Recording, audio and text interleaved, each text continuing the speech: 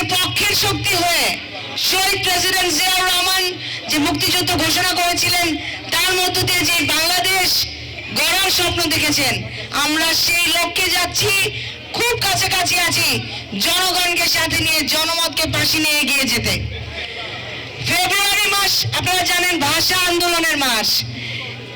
বাঙালি ভাষার জন্য যুদ্ধ করেছিল ফেব্রুয়ারিতে।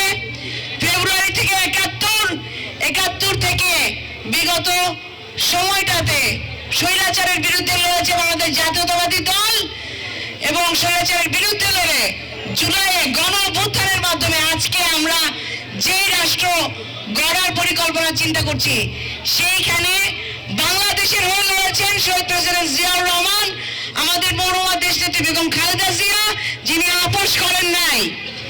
এই ভাষার মাসে ভাষা শহীদদের শ্রদ্ধা রেখে আমরা চাই 12ই ফেব্রুয়ারি আপনাদের সবাইকে সাথে নিয়ে, সবার জনমত নিয়ে ইনশাআল্লাহ একসাথে ধানের শীষকে বিজয় করে আনবো।